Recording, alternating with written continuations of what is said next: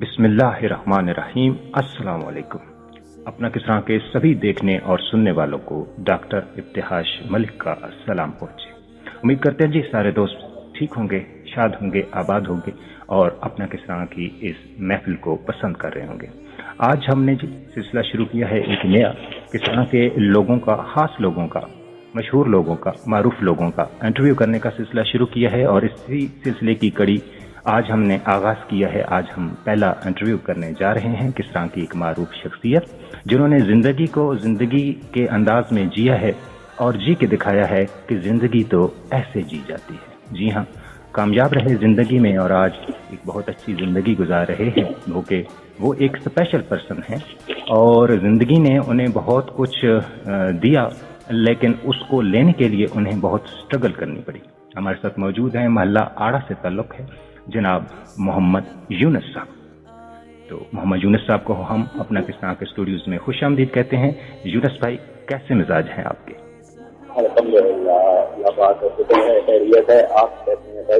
अल्हम्दुलिल्लाह जी, हम भी बिल्कुल ठीक ठाक हैं। यूनुस भाई, ये बताइए कि कैसा लग रहा है अपना किसान के स्टूडियोज में आना? बहुत ही खुशी और एजाज की बात है कि किसी भी प्लेस में मैं अपने गांव की नुमाइंदगी के लिए किसी भी प्लेटफॉर्म पे अगर मेरा नाम आ सके तो काफी एक एजाज की बात है। और मैं शुक्र अदा करूँगा आपका भी कि आपने मुझे काबिल समझा कि मैं इस प्रोग्राम में हिस्सा ले सकता हूँ, प्रोग्राम में जो है वो अपने गाँव की नुमाइंदगी कर सकता हूँ। जी बिल्कुल जी, अपना किसान के लिए भी ये ऑनर की बात है। और यकीन कीजिए, जब हमने इस सिलसिले के बारे में सोचा तो हमने जब आपस में डिस्कस किया तो ये सोचा कि जी आगाज़ कहाँ से करना चाहिए।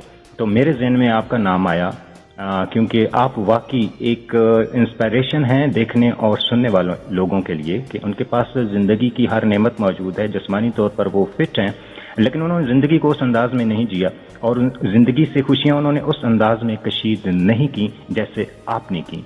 तो बिना वक्त ज़ाय किए हुए हम चलेंगे जी, आपसे बातचीत का सिलसिला आगे बढ़ाएंगे। तो थोड़ा सा कोई अपने बचपन के बारे में बताइए कि बचपन, जब ज़ाहिर बात है एक तो बहुत बचपना होता है, बहुत मासूमाना बचपना होता है, जब इंसान को अपने अच्छे बुरे की या सर्दो गर्म की इतनी वो नहीं होती, अवेयरनेस नहीं होती, उसको इतनी पहचान नहीं होती। लेकिन थोड़ा सा जो वो होश संभालता है, उसको समझ आना शुरू होता है, वो इर्द गिर्द के लोगों को देखता है, वो भाग रहे हैं, खेल रहे हैं, दौड़ रहे हैं और आपके साथ थोड़ा सा मसला दूसरा था।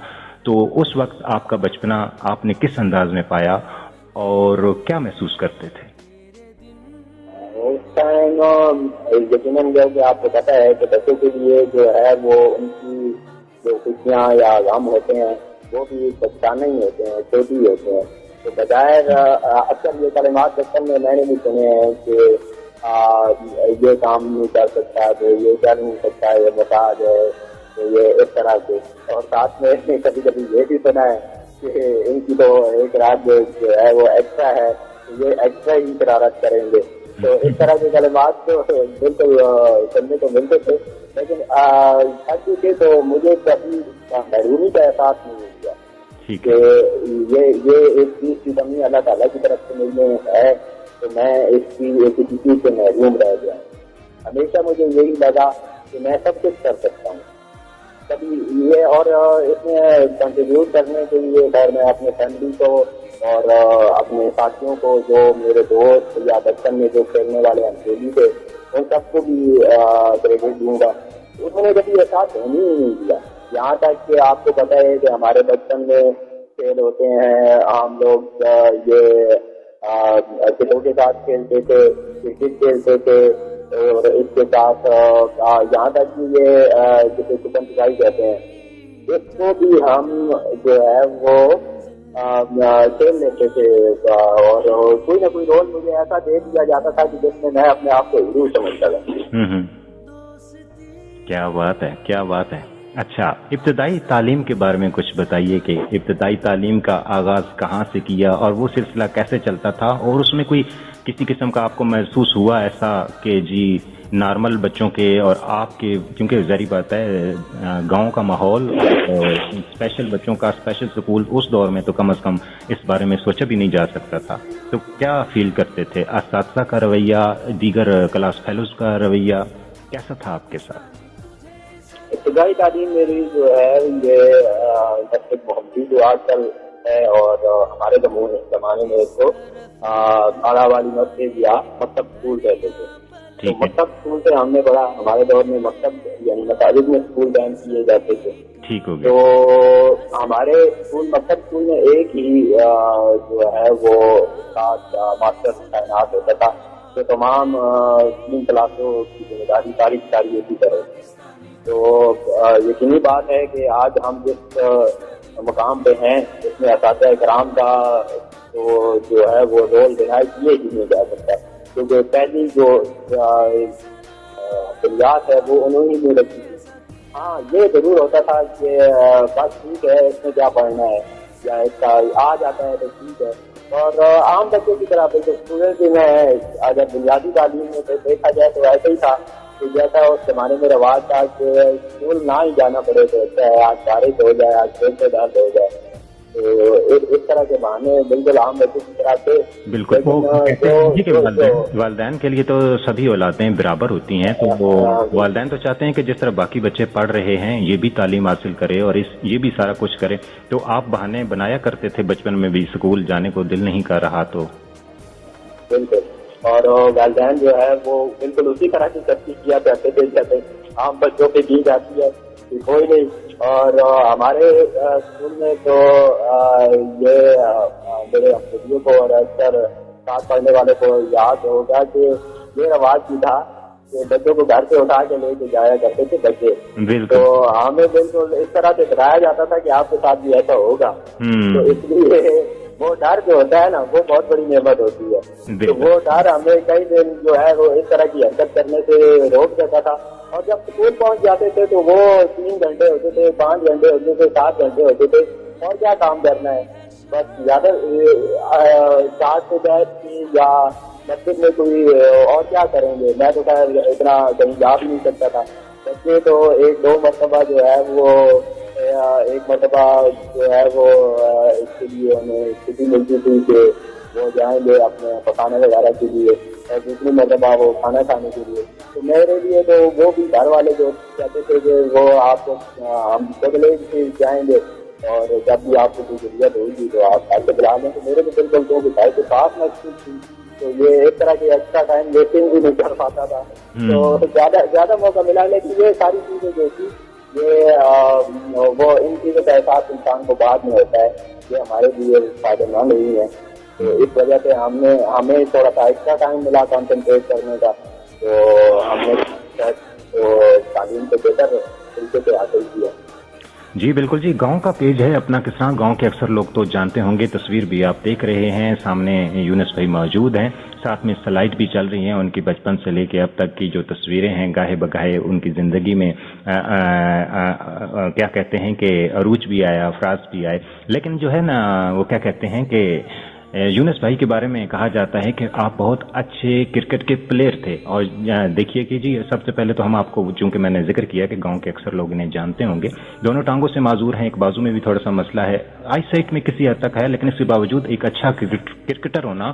اور کرکٹ بھی جس طرح انہوں نے تعلیم کا ذکر کیا کہ عام بچوں کے ساتھ انہوں نے عام سکول میں، کسی بھی اسپیشل سکول میں نہیں گئے، تعلیم حاصل کی. اسی طرح عام بچوں کے ساتھ عام انداز میں یہ کرکٹ کھیلے اور بڑے جاندار انداز میں کھیلے. آپ بہت اچھے بالر تھے، بہت اچھے بیٹسمین تھے، اور کیپنگ آپ کی کیا کہنے. تو یونس بھائی یہ کیسے مینج کرتے تھے آپ؟ بس یہ اگر دیکھا جائے تو یہ میرے پہلی کامیابی کا کیڑا جو جینا ہے وہ یہی کرکٹ کا جو شوق ہے یہ تھا.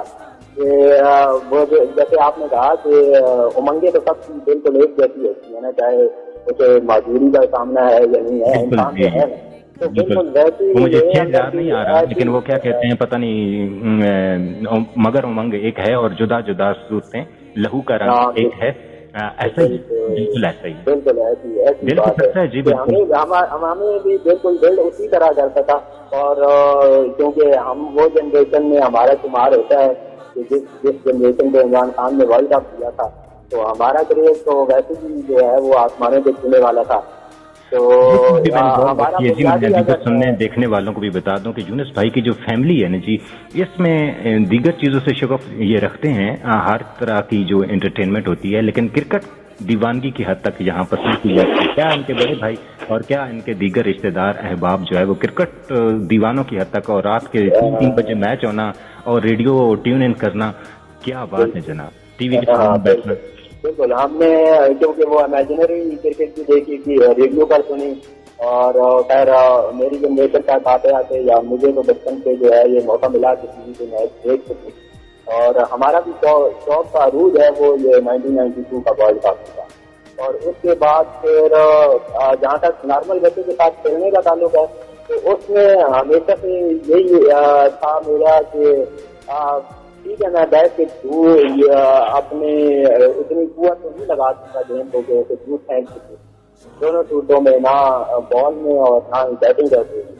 لیکن میں مضبوط ایسے ہو سکتا ہوں کہ اگر میں جو ہے وہ ایک لمبی اننگ کھیلوں گا اور ایک اینڈ کو اگر سنبھال کے رکھوں گا، جیسے کہ ہم اس دور کی کرکٹ کو بھی اگر دیکھیں تو ہمارے میادات یا انضمام ان کی ڈیوٹی یہی ہوتی تھی کہ ایک اینڈ کو آپ نے سنبھال کے رکھنا ہے، سنگل وغیرہ کرتے رہنا ہے اور ٹیم کو جو ہے وہ کونے پر لے کے جانا ہے. تو میرا رول بھی یہی ہوا کرتا تھا کہ اپنی طرف سے ایک اینڈ کو سنبھال کے رکھنا ہے اور اپنے ساتھ کھیلنے والے جو اچھی کھلاڑی ہیں ان کو موقع دینا ہے. کیا بات ہے. اور یونس بھائی ذکر چھڑا ہے تو بتا دیجئے کوئی زندگی کا یادگار کوئی میچ، کوئی سنسنی خیز مقابلہ یاد ہو آپ کو، ہمارے ساتھ بھی شیئر کیجئے.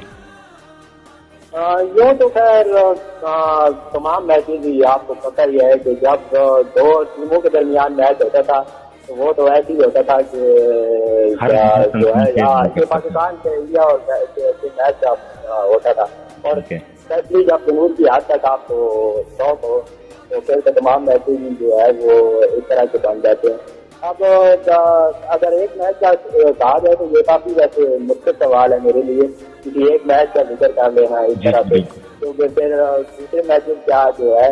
لیکن اگر آپ مجھے کہیں کہ کہاں پہ کھیلنا آپ کو سب سے زیادہ اچھا لگتا تھا تو مجھے یہ بابا شریف کے جو مزار ہیں اس سے جو میچز کھیلے ہیں ان میں مجھے تمام میچز کا میں کہتا ہوں کہ بہت شاید پتہ نہیں یہ ان کے مزار کے ہونے کی برکت تھی، حالانکہ یہ میرے لیے سب سے مشکل اور دور گراؤنڈ تھا.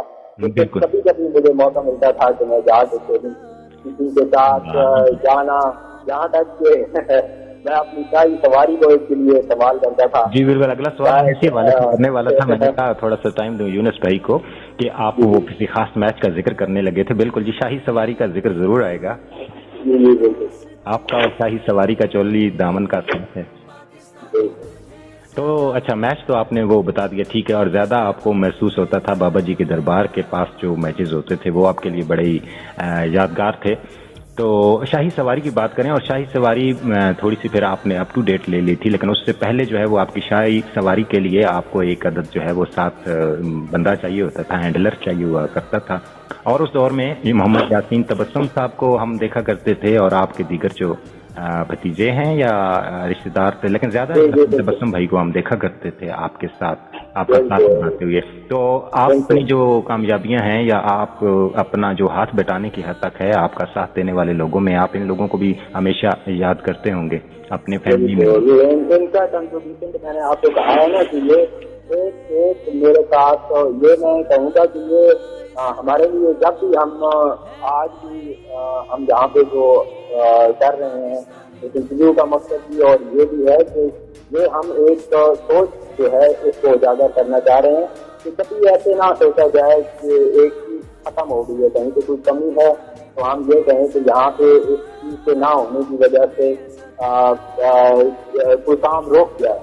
دنیا تو کوئی کا کام نہیں رکتا. اگر تعینات رکھتی تو ہمارے پیارے نبی صلی اللہ علیہ وسلم کے جانے کے بعد دنیا کا کوئی نظام چل ہی نہ سکتا.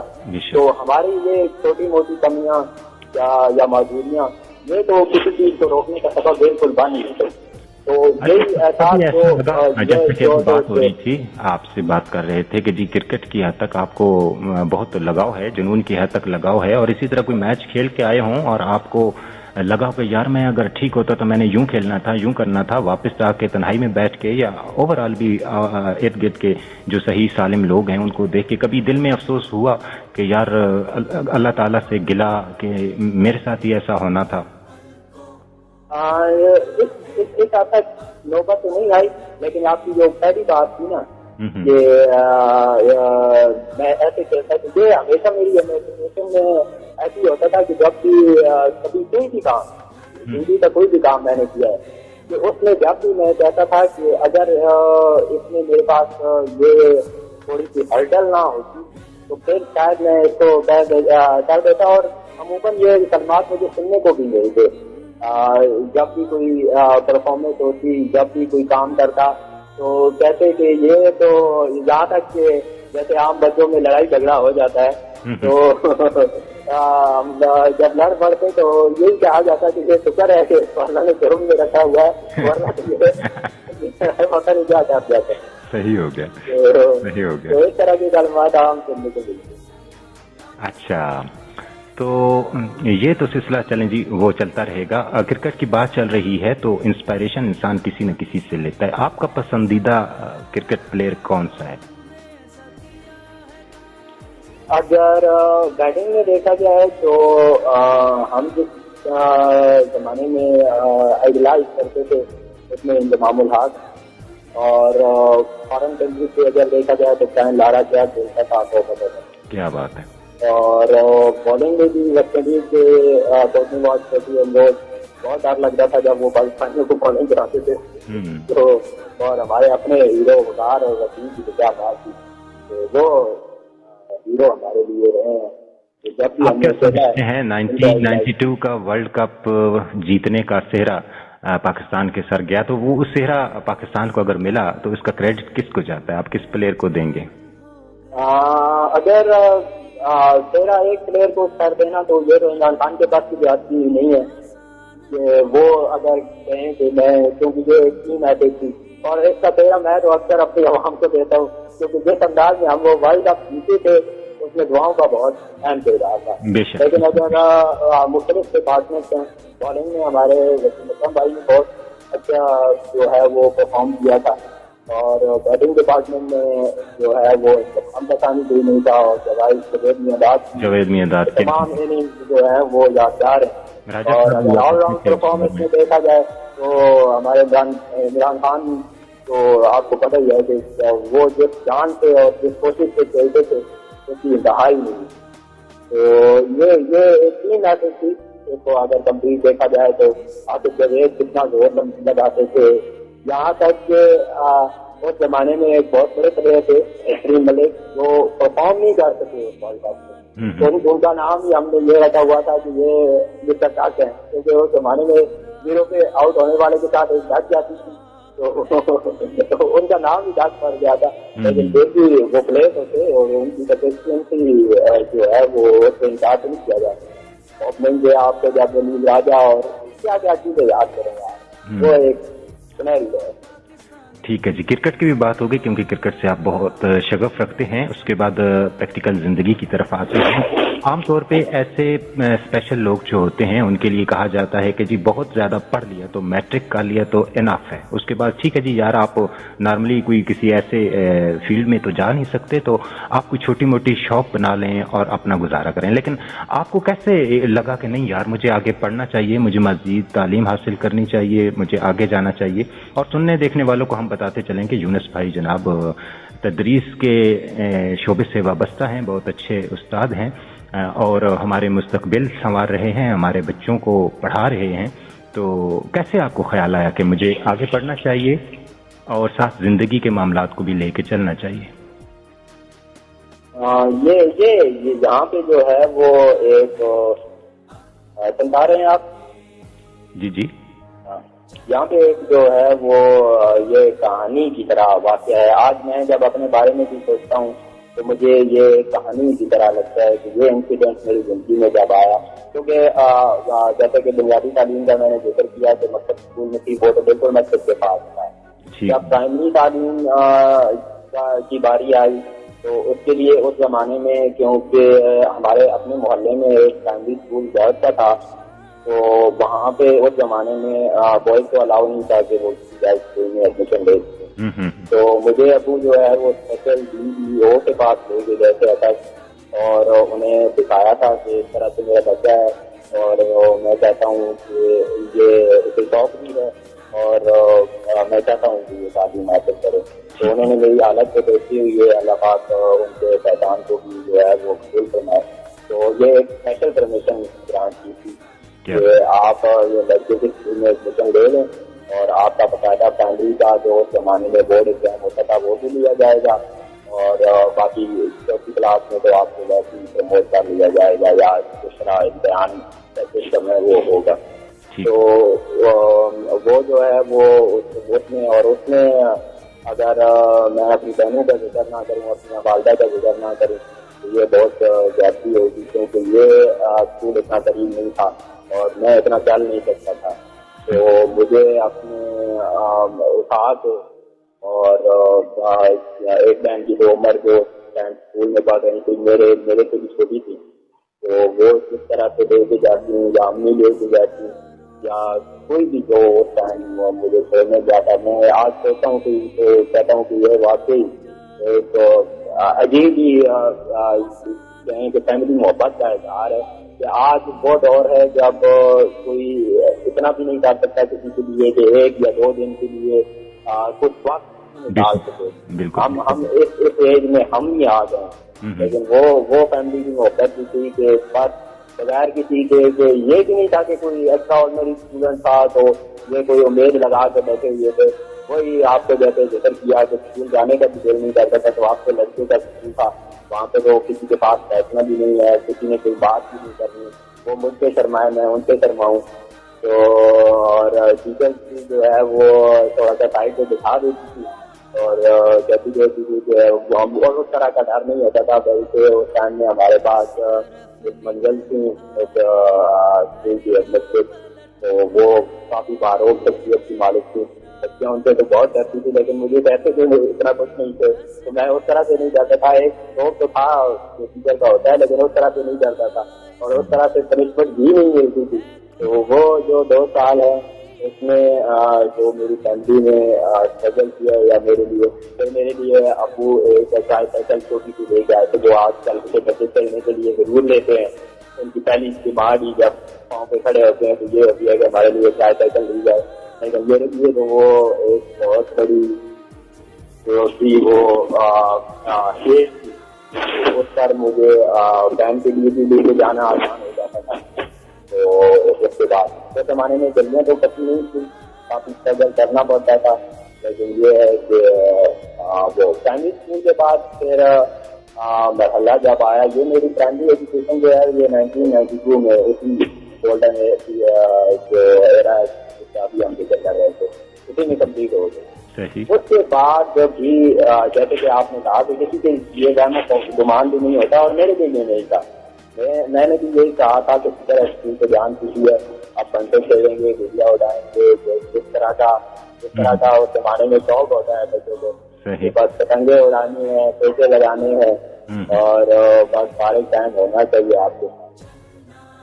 تو پھر یہ اگر چین کا واقعہ دیکھیں تو یہ تقریباً 7-8 سال کے بعد میری زندگی میں ہوا جب میں گیا. 7-8 سال اپنے ویسا وقت گزارا. ہاں 7-8 سال گھنٹے کھیلے, گٹیاں اڑائیں.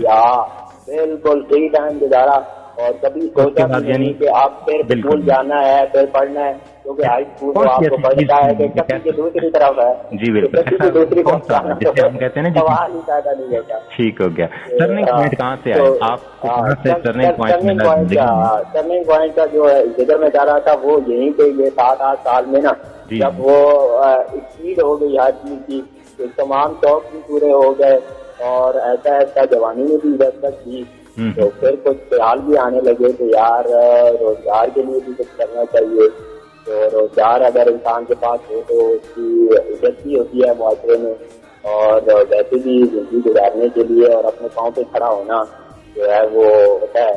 تو اکثر ابو سے فرمائش کرتا کہ مجھے جاب کرنی ہے, تو وہ کہتے کہ آپ تو 5 دماغ پاس ہو تو جاب کیسے کرو گے.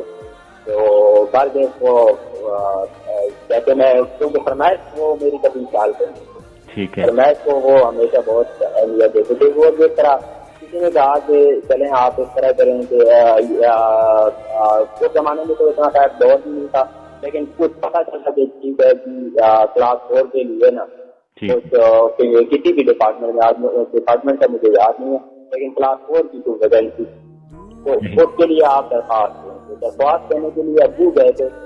ان کو بتایا گیا کہ ڈسیبل ہونے کے لیے تو یہ ضروری ہے کہ ڈسیبلٹی کا سرٹیفکیٹ ہو. عام نظر آنے والا بندہ جتنا مرضی ڈسیبل ہو، جب تک اس کے پاس ڈسیبلٹی سرٹیفکیٹ نہیں ہے وہ ڈسیبل بھی نہیں ہے، تو ہم تو نہیں مانیں گے. یہ ڈسیبل سرٹیفکیٹ جو ہے یہ ڈسٹرکٹ جو ہاسپٹل ہوتا ہے یہ جاری کرتا ہے.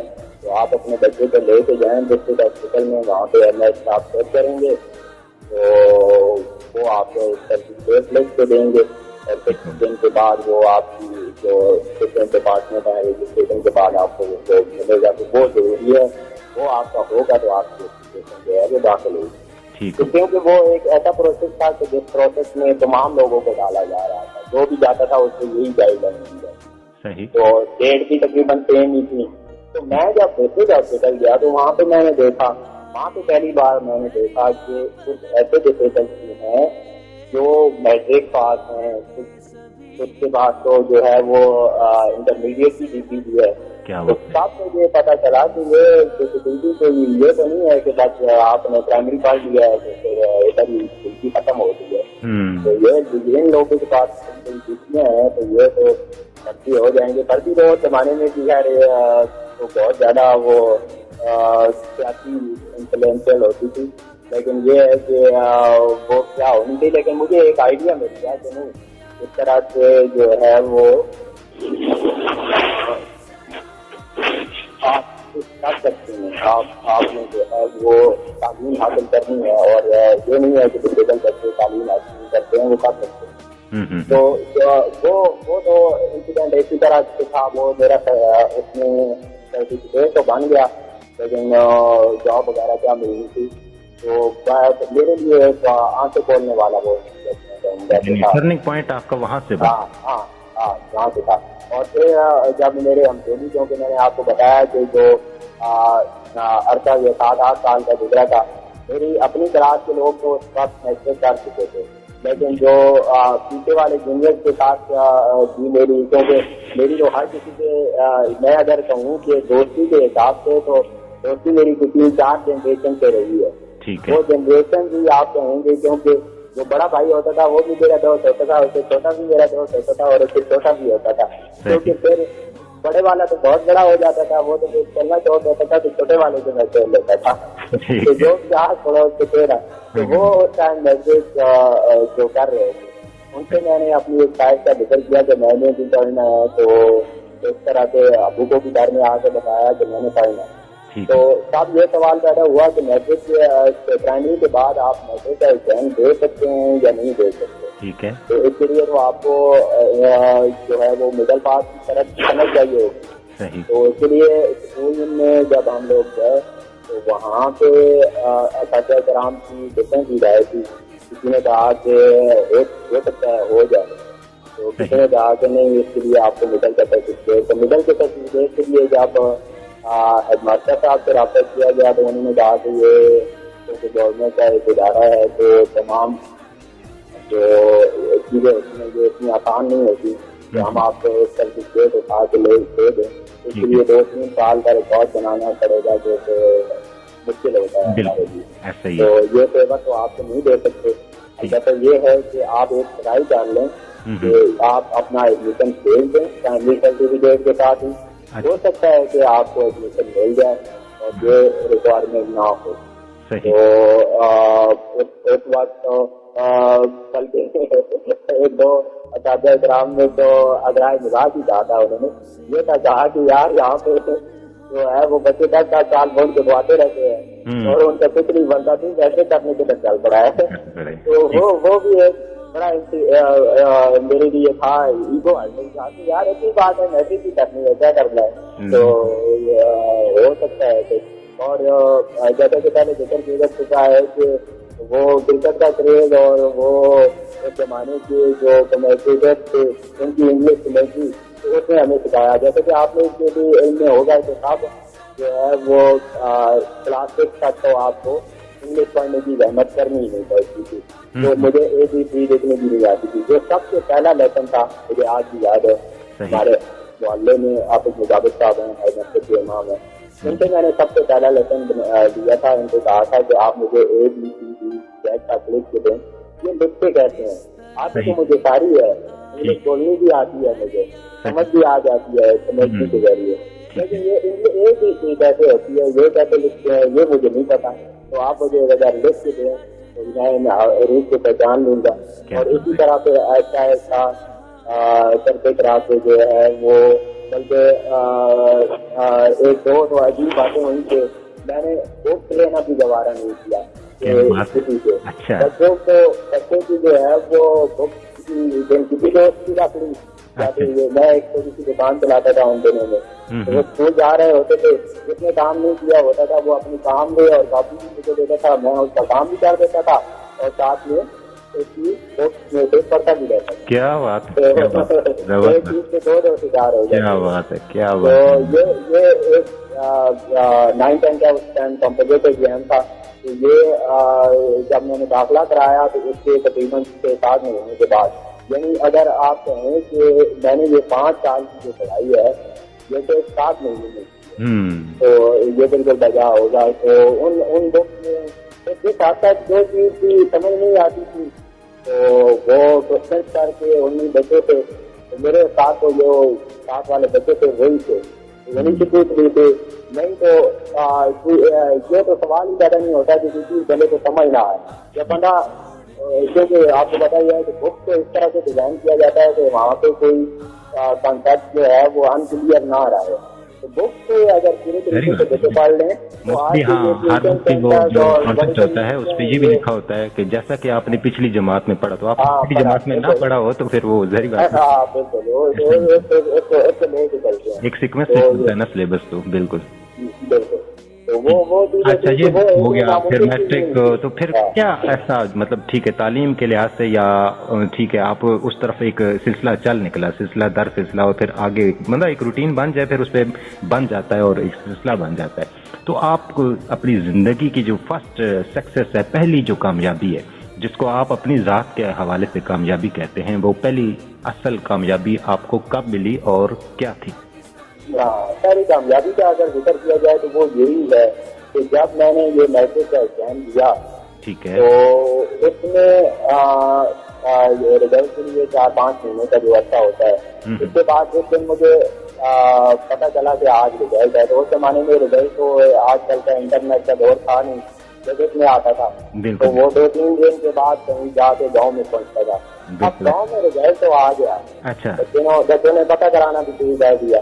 तो मैं इतना नर्वस और इतना डरा हुआ कि पता नहीं क्या हो जाएगा अगर मैं मैसेज ना कर सका। तो सारे मुझे हौसला दे रहे हैं, कह रहे हैं कि यार कुछ नहीं होता, तुमने क्या है अगर फेल भी हो गए तो वो फेलियर का डर, उसने शायद मुझसे ये मैसेज कराया था कि यार फेल तो होना ही नहीं है ना, फेल तो जो है वो 4वीं-5वीं तक तो कोई नहीं था, लेकिन ये टेन में एक ईगो बनी हुई थी कि फेल बिल्कुल नहीं होगा, और अगर फेल हो गया तो किसी को पता ना चले। तो वो मुझे इंसिडेंट अभी भी बहुत याद आता है कि कोई रात का वक्त था जब मेरे भांजे यासीन जो है वो किसी तरह से, मैंने छुपाया हुआ था अपना रोल नंबर सब कुछ, किसी को भी नहीं बता रहा था, तो वो कहीं से पता करके लेके गए गाँव में, और गाँव में जब उनको पता चला कि जो है वो मामू ने जो है वो मैसेज कंप्लीट कर लिया है, क्या और घर में आके जब वो खबर बताई, वो हम सब के लिए मैं जिसे कहूँ कि जिंदगी की बहुत बड़ी कामयाबियों में से वो कामयाबी बहुत बड़ी हुई है। वैसे भी एक नॉन फॉर्मल एजुकेशन के लिए ये बड़ी कामयाबी है कि आप 6-7 साल का सफर जो है वो चंद महीनों में कर लें, तो ये एक बहुत बड़ी कामयाबी थी जिसमें मुझे आगे बढ़ने में, और अगर मैं यानी वो एक किस्म का आपकी कामयाबी का फर्स्ट स्टेप था, लेकिन असल सिलसिले का आगाज यहीं से हुआ था। यहीं से हुआ, और हालांकि वो अगर कहें कि बहुत मैंने अच्छा ऑर्डिनरी कारनामा डाल लिया था, वो भी नहीं था, एक नॉर्मल का हाई सेकेंड डिवीजन में था वो, बिल्कुल, लेकिन जिस माहौल में जिस हालात में आपने किया था, जिस तरह से किया था वो लोगों ने भी तारीफ की, और जिसको भी पता चला उसने इस चीज में कहा, और اس کا اعتراف کیا کہ یہ واقعی ایک بہت بڑی کامیابی ہے. ٹھیک ہے جی. تعلیم کا سلسلہ جاری رہا. اس کے بعد جی انسان کی زندگی میں مختلف مراحل ہوتے ہیں. تو ظاہری بات ہے جب آپ نے یہ سوچا کہ مجھے تعلیم حاصل کرنی ہے, مجھے آگے پڑھنا ہے, تو آپ اس کو, لیکن یہ ہے کہ ایک وقت آتا ہے کہ انسان جتنا پڑھنا ہے, جتنا کوئی حاصل کرنا ہے علم, وہ پورا ہو جاتا ہے. اس کے بعد جاب کا یا غم روزگار کا یا آگے کے جو سلسلے ہیں پریکٹیکل زندگی میں جانے کا, اس کی طرف فکر شروع ہوتی ہے. تو اس کو عام زمانے میں, عام فہم زبان میں لوگ کہتے ہیں جی کہ اسٹرگلنگ ٹائم پیریڈ. تو کیا آپ بھی اسی کو اسٹرگلنگ ٹائم پیریڈ کہیں گے, یا آپ کا تو خیر شروع سے لے کر اسٹرگلنگ ہی تھا, لیکن اصل اسٹرگلنگ جب یہ ہے کہ اچیومنٹس آنی شروع ہوتی ہیں پیچھے؟ بالکل آپ کوشش کرتے ہیں نا, تعلیم کی حد تک آپ رکاوٹ پوری کر رہے ہیں. آپ کو جب آپ کو ایک چیز کی ہوتی نہیں ہے نا خواہش یا امید, جی جی, تو وہ آپ کو نہیں ملتی نا, تو اس کا آپ کو افسوس بھی نہیں ہوتا. جب ایک چیز کی آپ کو امید یا خواہش پیدا ہو جاتی ہے نا, اور وہ آپ کو نہیں مل پاتی, تو اس ٹائم انسان مایوسی کا شکار بھی ہوتا ہے اور تکلیف بھی ہوتا ہے. تو وہ واقعی اسٹرگلنگ اور مشکل پیریڈ ہوتا ہے. اور یہ وقت اگر میں کہوں تو یہ میرے ساتھ یہ یہیں سے شروع ہوا. جب کامیابی تو مل گئی, اور کامیابی کی بنیاد بھی میری یہ تھی کہ میں نے تو پڑھنا یہ لیے کہ جاب ملی. تو جب جاب جو ہے وہ ملنے کی باری آئی تو میٹرک کرنا تو یہ اتنی کوئی بڑی بات نہیں ہے. میٹرک کی 2 سال میں ایسے کر لیا الگ الگ, مطلب اسی طرح پرائیویٹ ایگزام دے کے ایسے کر لیا. تو پتہ چلا کہ ٹیچر بننا شوق ہوا تو ٹیچر بننا ہے. تو کون سا کام کریں گے؟ ٹیچر بننے کے لیے بھائی ایک کورس بھی ہوتا ہے آپ کو, تو وہ کورس بھی کرنا پڑے گا. تو مختلف جو اساتذہ کرام اور جن لوگوں سے رابطہ کیا تو انہوں نے کہا کہ ایک پرائمری اسکول ٹیچنگ کورس ہوتا ہے, اس کو پی جی سی بولتے ہیں. ایک پرائمری اسکول چاہیے یا اس سے تھوڑا سینئر ہے اس کو پی جی بولتے ہیں. تو آپ یہ کر لیں تو آپ کو یہ کم سے کم آپ کی اپلیکیشن پہ جا سکے گی. تو وہ سی ٹی کا کورس کرنے کے لیے میں نے ایڈمیشن دے دیا علامہ اقبال یونیورسٹی میں. تو میرا وہ سی ٹی کا کورس کمپلیٹ ہو رہا تھا. اسی دوران جو ہے وہ پنجاب گورنمنٹ کی طرف سے یہ اعلان کر دیا گیا کہ اب اس کے لیے آپ کو بیچلر ہونا بھی ضروری ہے. تو میں تب تک انٹرمیڈیٹ ہی تھا, تو وہ بھی پھر بھائی یہاں پہ بھی گاڑی رکھنے والی نہیں ہے, اب آپ کو بیچلر بھی کرنا پڑے گا. تو 2 سال اس کے لیے بھی درکار تھے. بیچلر جب مکمل ہوا تو اس کے بعد پتہ چلا کہ تربیت اصل میں کیا ہوتی ہے, یعنی جس طرح بیچلر ہونا ضروری تھا اور جس طرح سے سارے ضروری تھی, تو یہ 2 پوائنٹ یا کچھ چیزیں ایسی تھیں جو مایوس کرتی ہیں انسان کو, یار میں نے کیا سوچا تھا, کیا ہو گیا. اور اس میں انفارچونیٹلی تھوڑا سا جو ہے نا وہ جو بھی یا ویسی رشتے داری کا جس کا آپ ذکر کر رہے تھے, تو یہ چیز ہمیں جو ہے وہ روک دیتی ہے. کسی کے آگے ہاتھ پھیلانا ہی نہیں ہے یا اس طرح سے سوچ کے لیے یقیناً ذکر کرتے, لیکن اصل میں تو جو کہا گیا کہ ایم ایل اے آپ کے پاس ہونا چاہیے, تو وہ تو ایک خاص تھا ہمارے لیے, کیونکہ ابھی تک تو جہاں تک میری نالج ہے آپ پاکستان کے بارے میں بہتر جانتے ہیں کہ ہمارے تو جہاں سے ایم ایل اے بنا نہیں. تو یہ تو ہم نے خوابوں میں سنے ہیں کہ جو ہوتے ہیں, تو جو ہوتے بھی ہیں وہ ان کو جہاں کا قدر صرف ووٹ کے دنوں میں بچتا ہے. تو وہ چیز لے کے آنا وہ تقریباً امپاسبل تھا. اور وہ ٹائم اگر کہیں کہ ایک مایوسی کا اور فرسٹریشن کا تو وہ تھا. تو یہ نہیں تھی کہ میں نے اپنے دروازے جو ہے وہ صرف ٹیچنگ کے لیے رکھے تھے. مجھے پتا چلتا کہ آپ کو اگر جو ہے وہ کلرک کرنے کے لیے ٹائپنگ آنی چاہیے تو میں ٹائپنگ شروع کر دیتا. نہیں, میرے ایک بازو کام تو نہیں کرتا, لیکن ایک بازو سے میں کیا پتا اتنا تیز ٹائپ کر لوں کہ جو 25 منٹ کی ریکوائرمنٹ ہوتی ہے وہ پوری کر لوں. ایسا ہی. اور اسی طرح سے کھانے میں اگر میں بابو بن جاؤں, کیشیئر بن جاؤں, ایسا ہی یہ بھی ایک اچھا کیریئر ہوگا میرے لیے. یعنی آپشن جو ہے وہ جو بھی مجھے بلکہ یہاں تک کہ میں سب کی کبھی ٹکرایا نہیں کہ میں کسی ڈپارٹمنٹ میں یا کسی نے نائب کا یا پارٹی کے لیے درخواست نہ دی. وہ ایک پیریڈ ایسا تھا کہ جس میں کریز تھا مجھے کہ اب ایجوکیشن تو مل گئی, اب کسی طرح سے جاب بھی مل گئی. وہ پیریڈ تھا. اور اس پیریڈ میں ایک انسیڈنٹ کا میں ذکر ضرور کروں گا جو شاید جو ہے وہ ٹرننگ پوائنٹ ہی تھا کہ مجھے ٹیکس کے لیے کال کیا گیا پنجاب پبلک سروس کمیشن کی طرف سے. وہ پنجاب پبلک سروس کمیشن کے جو ہیڈ کوارٹرز ہیں وہاں پہ UDC کی جاب. اچھا. تو بھائی ان دنوں میں جو ہے وہ جاب میں تھے. تو ابو نے کہا کہ آپ اتنے دور لاہور میں ہوتا ہے لاہور میں انہوں نے رکھا تو آپ اس طرح کرو کہ نہ جاؤ اتنا دور جانا ٹھیک نہیں ہے تو چھوڑیں کوئی اور جاب کر لیں گے. اچھا. تو یہ جاب کون سی ملنے کی بات ہے. تو میری کہ میں نے جانا ہے اور جانا بھی اکیلے ہے. تو انہوں نے کہا کہ یہ تو سوال ہی پیدا نہیں ہو سکتا تم اکیلے تو جاؤ گے نہیں میں ہی ساتھ جاؤں گا یا لے کے جائے گا ایسے تو ہو ہی نہیں سکتا. تو میری ہے کہ میں نے کھانا بھی نہیں کھانا میں نے کچھ بھی نہیں کرنا میں نے لاہور جانا ہے اور جانا بھی اکیلے. تو وہ خاص اور آخرکار ایک کھیت کے آگے جو ہے وہ اس میں دیکھنے پڑے اور پتہ نہیں کس کھیل سے میں آج سوچتا ہوں ایک والد بن کے تو کہتا ہوں کہ اپنے بچے کو تھوڑی سی دیر کے لیے اور اس طرح کا بچہ اگر ہو تو لیکن وہ پتہ نہیں میری خواہش کا کس طرح سے احترام کر لیتے تھے. آج بھی جب یہ بات سوچتا ہوں تو اصل میں آنسو آتے ہیں کہ انٹر کیسا وقت پورا اور جب یہ وقت آیا ہے تو وہ آج ہمارے ساتھ ہیں تو اللہ پاک ان کی مدد کرے. تو وہ وہاں پہ میں لاہور کے لیے روانہ ہوا یہیں سے اپنے بسال کوٹ کے بس کے ذریعے. تو دل میں تو یقیناً ڈرا ہوا کہ لاہور والوں کے بارے میں سنا ہے وہ تو جو ہے وہ جو بھی کال لیتے ہیں وہ تو ایسا بندہ تو وہ یہ بھی کامتے تو نہیں ہوئی ہے کہ وہ ڈھونڈتے ہیں کہ کوئی ایسا مل جائے کیونکہ وہ تو 3 سال بندے کو ایسا کر کے مزار پہ دکھا دیتے ہیں.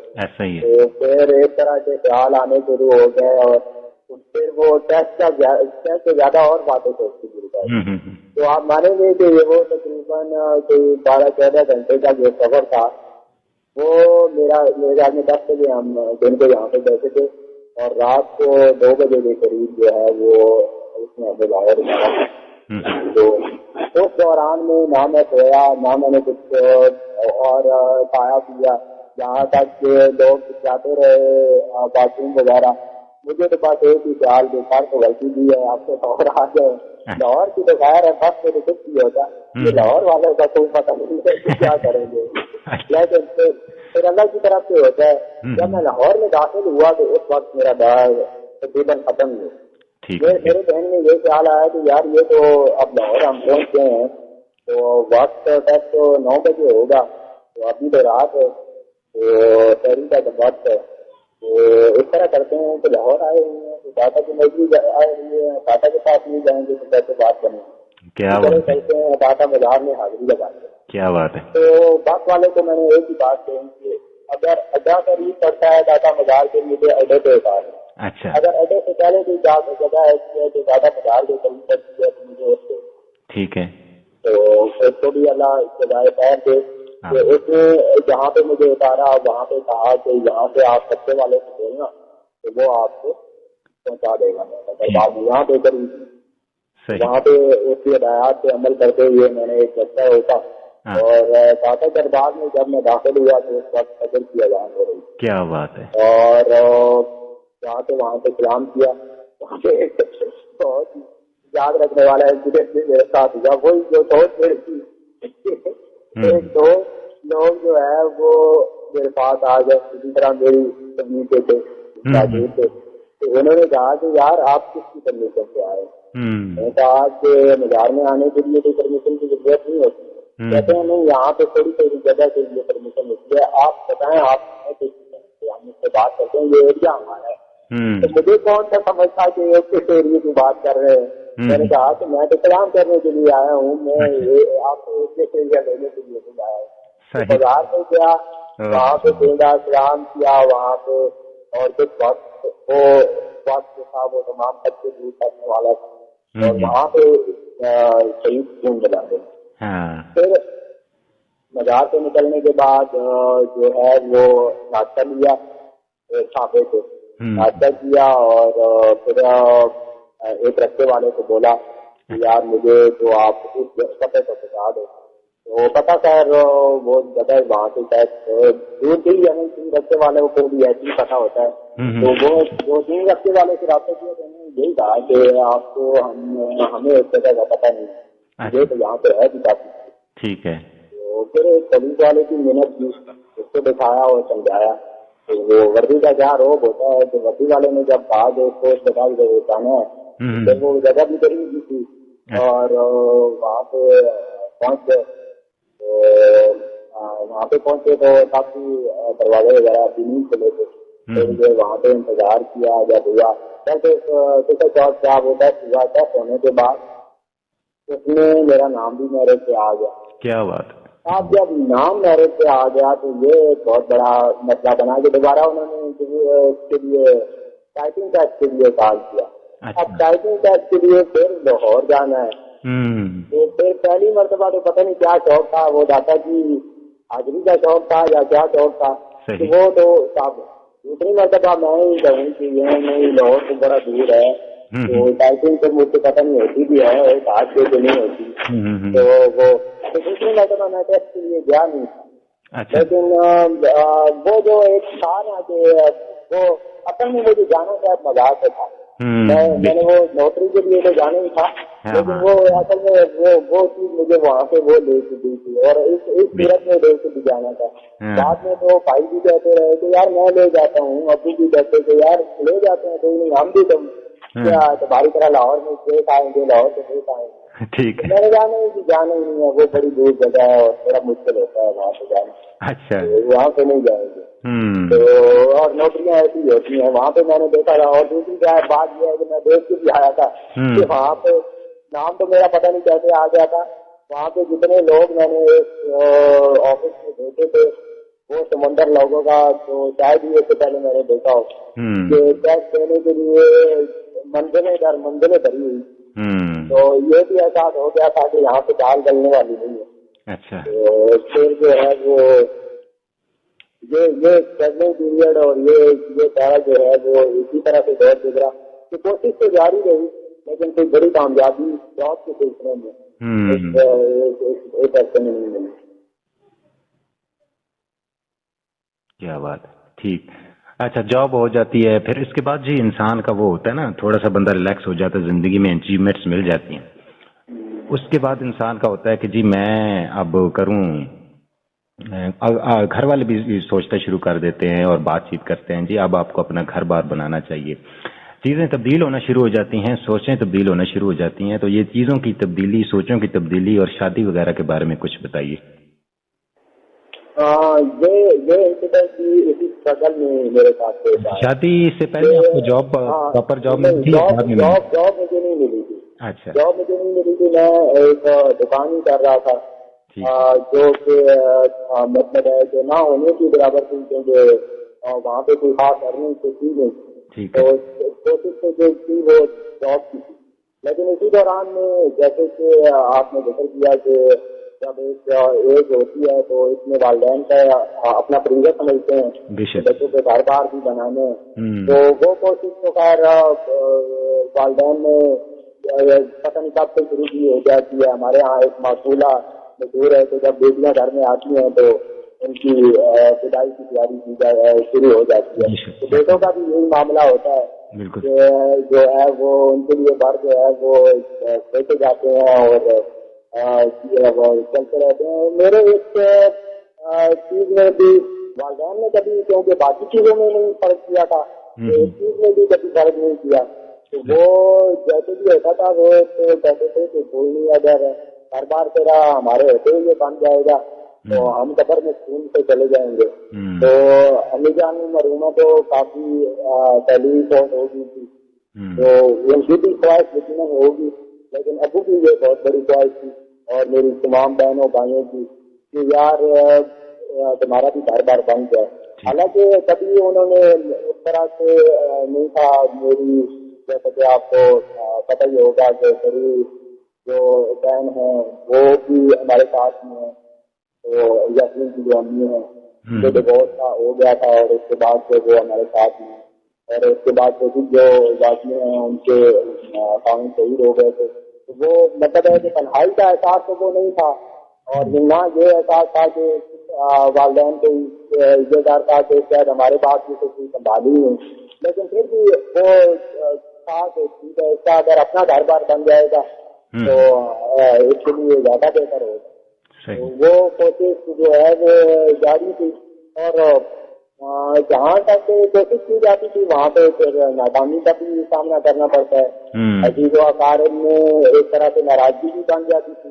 ایسا ہی تو کہیں پہ تو یہ معاملے آپ کو پتہ ہی ہے کہ یہ اگر ہم دیکھا جائے کہ ہمارا ایمان بھی ہے کہ جوڑے تو آسمانوں پہ بنتے بے شک. تو لیکن کیسے ہوتا کہ اس کے ساتھ جوڑا بننا نصیب تھا وہ جو ہے وہ پہلے اس وقت سے پہلے ہی ہو جاتا ہے.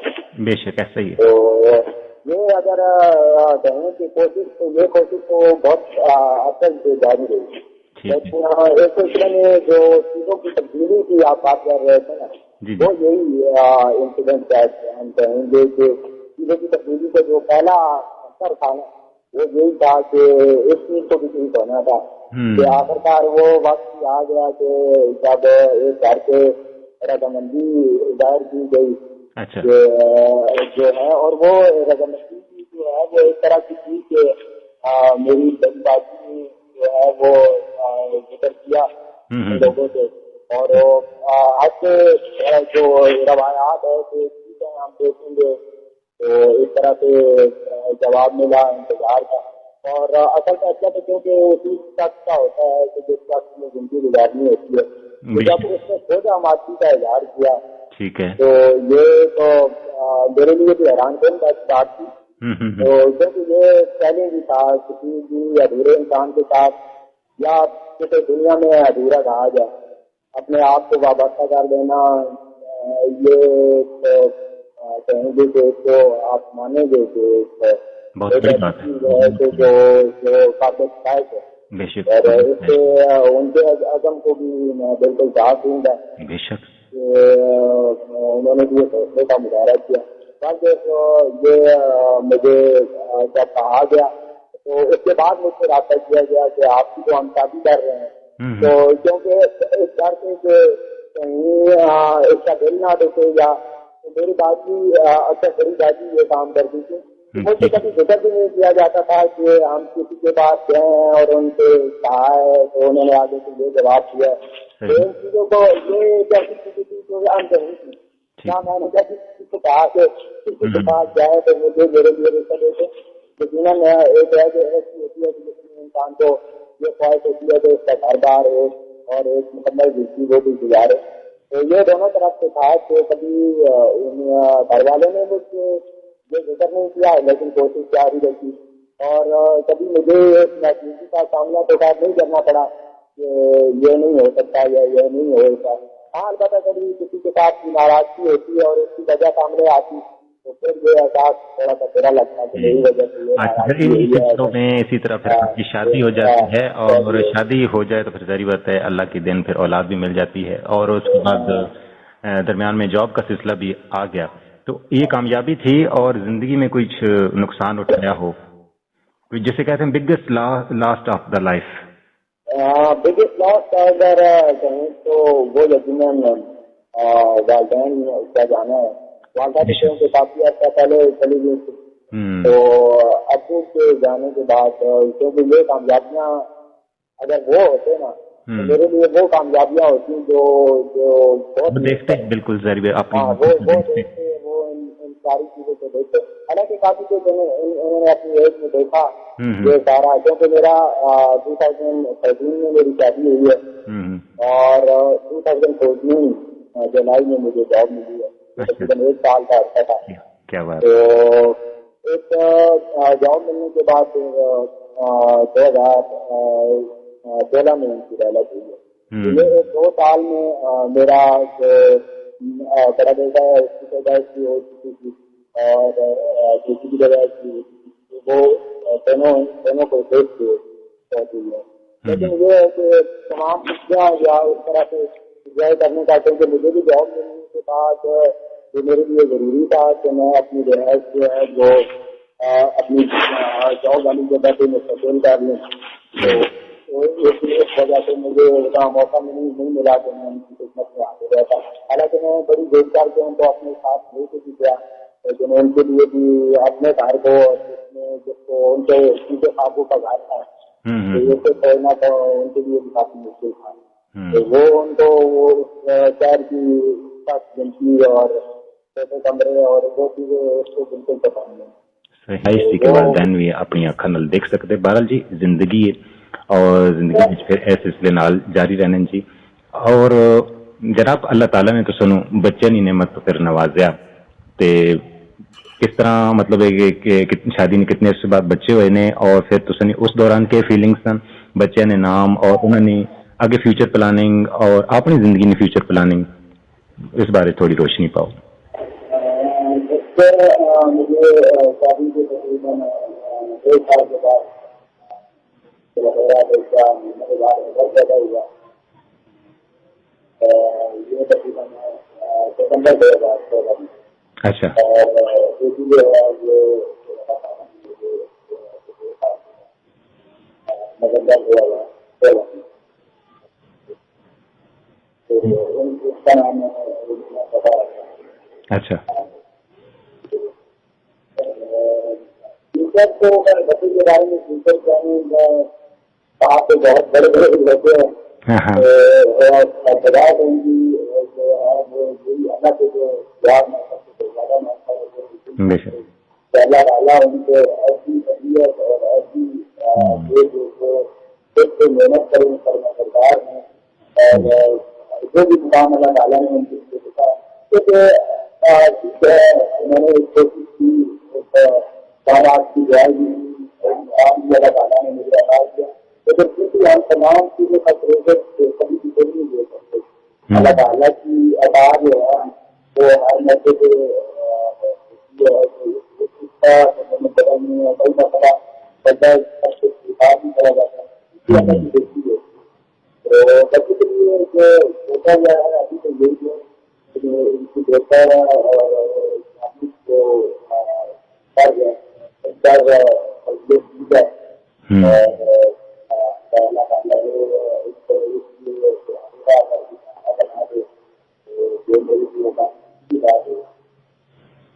اور اپنے فکر کا اگر دیکھا جائے تو اللہ کی بنتے ہیں ان کا کرنا ملا ہوا ہے تو اللہ تعالیٰ سے کافی فکر بھی ہے. تو مجھے کوشش یہی ہے کہ اگر ہو سکے تو جاب میں کھیل حاصل کیا جائے اور اپنے گاؤں کے لیے ایسا کیا جائے ایجوکیشن کے لیے ایسا پلیٹفارم کا طریقے ہیں جو گاؤں کی ایجوکیشنل سسٹم ہے اس سے ایسے سوال کیا جائے کہ یہ تمام بچے ہیں یہ ہماری جو پہچانے تکلیف ہے ٹھیک ہو گیا.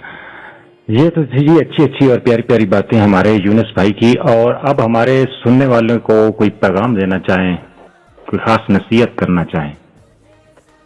نصیحت جو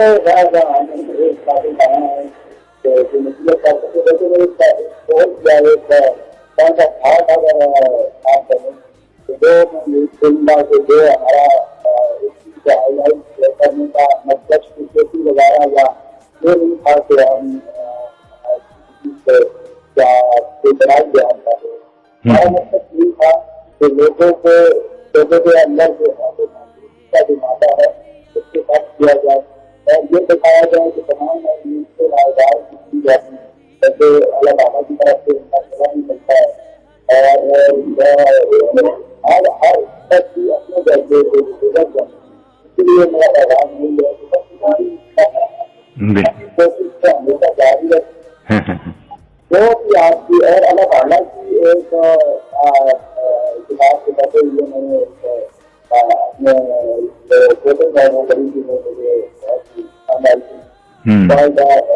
جو ٹیبل ہوتا ہے اس سے جو ہے وہ اگر صحیح طرح جائے نا تو وہ کہتے ہیں بھی ایسا ہوتا ہے. آپ اس کو دیکھ لیتے ہیں آپ بھی ایسا ہی ہے کہ مختلف طریقے سے کارآمد ہے. اور امپوسیبل کے بارے میں کہا جاتا ہے کہ امپوسیبل خود کہہ رہا ہوتا ہے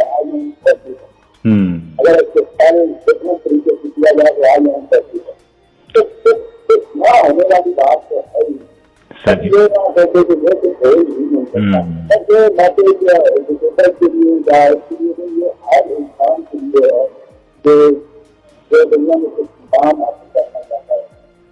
तो अगर इसको फॉलो किया जाए तो मेरे ख्याल में कोई भी दुनिया का इंसान या कोई भी दुनिया का काम ऐसा नहीं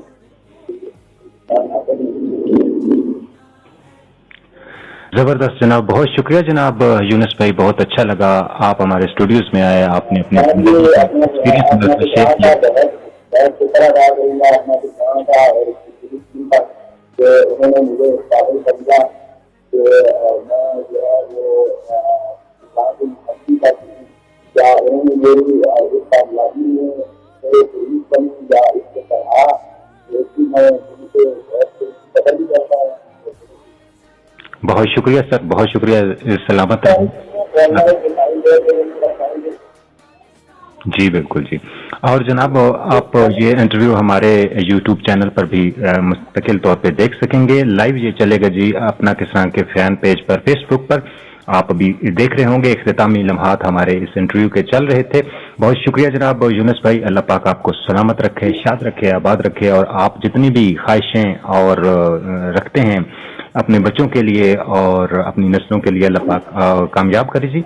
अल्लाह पाक खसूसी रहमत निछावर करे आपकी घर गृहस्थी पे, अल्लाह पाक को आपको सलामत रखे। और दोस्तों बहुत बहुत शुक्रिया जी। आप भी अगर अपने अंदर कोई ऐसी इंस्पायरिंग स्टोरी रखते हैं तो जरूर हमारे साथ शेयर कीजिए।